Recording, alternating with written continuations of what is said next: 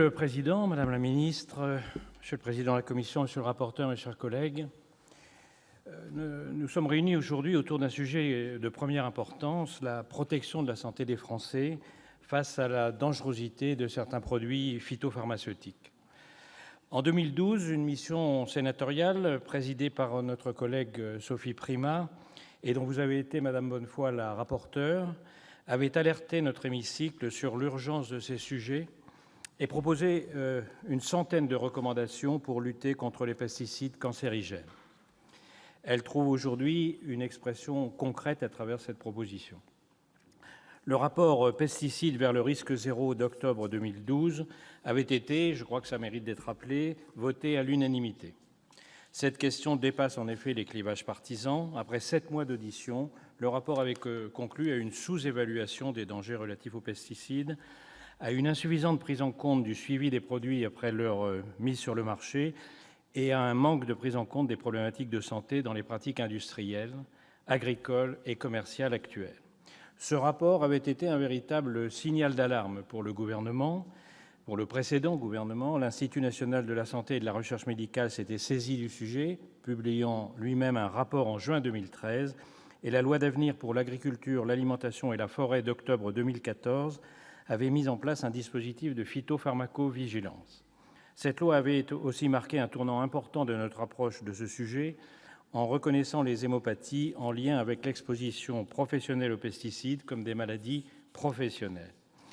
La présente proposition de loi propose d'aller plus loin en complétant ce dispositif avec une prise en charge de la répartition intégrale des préjudices des personnes atteintes de maladies liées à l'utilisation de produits phytopharmaceutiques.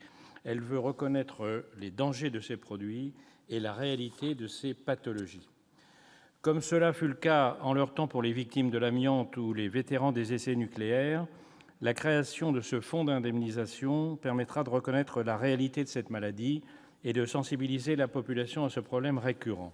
Aujourd'hui encore, devant les tribunaux, de nombreux salariés agricoles plaident pour faire reconnaître leurs pathologies comme des maladies professionnelles. Il faut, à mon avis, les accompagner dans ce combat de tous les jours. C'est le cas de 2 ex-salariés de la coopérative agricole Nutréa-Triscalia, atteints d'hypersensibilité aux produits chimiques à la suite de leur surexposition, déclarés inaptes au travail et finalement congédiés.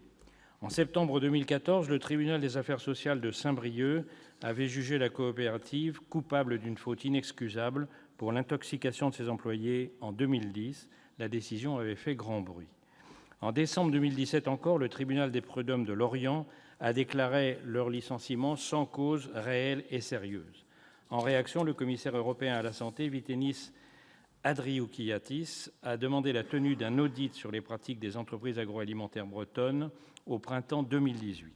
Cette proposition de loi, mes chers collègues, devrait nous permettre de répondre à ce genre de situation. Monsieur le Président, Monsieur le Ministre, mes chers collègues, le groupe Les Indépendants attire votre attention sur l'importance de cette proposition de loi dans la reconnaissance d'un des fléaux modernes du monde agricole, la dangerosité des produits utilisés. Elle recueille notre soutien. Elle répond à une inquiétude de terrain dont de nombreux agriculteurs ont fait la désagréable expérience et elle a jusqu'à présent fait l'objet d'une relative unanimité dans nos débats.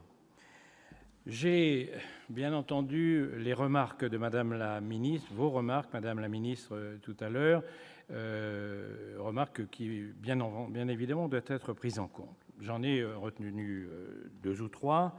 La première, c'est l'incertitude qui pèse sur le lien de causalité actuel de telle ou telle molécule. Et je comprends le problème de charge de la preuve qui peut s'y attacher.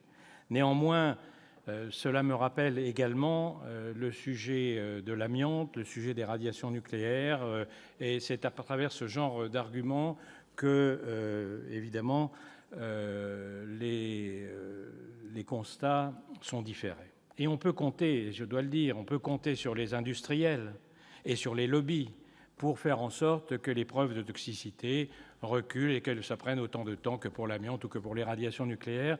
Alors, si on n'émet pas un jour ou l'autre un signe Si le législateur ou si le gouvernement n'émet pas un signe pour accélérer les choses, on sait comment ça se passe en général dans le phytopharmaceutique, dans l'amiante, dans le pharmaceutique tout court, dans les médicaments. Je passe sous silence un certain nombre de scandales récents. C'est ma première réponse. Ma deuxième réponse, vous dites que c'est susceptible de déresponsabiliser les industriels.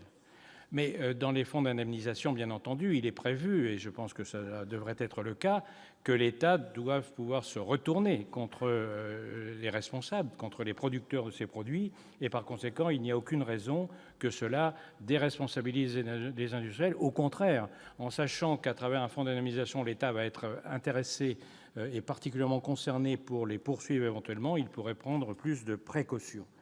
Alors, quel sera l'avenir de cette proposition de loi à l'Assemblée nationale? Après vous avoir écouté, Madame la ministre, j'ai peur qu'elle ne parvienne pas à passer, ou en tout cas à passer entièrement l'épreuve de l'Assemblée nationale. Si tel est le cas, je pense que ce débat n'aura pas été ici au Sénat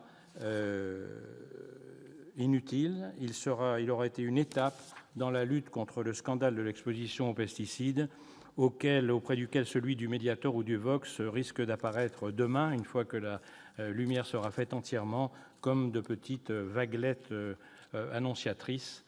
Je pense qu'au moins, ce débat nous aura permis d'insister sur l'importance de ce qui sera demain, de ce qui est déjà, mais de ce qui sera demain considéré par tout le monde comme l'immense scandale de l'exposition aux produits phytopharmaceutiques.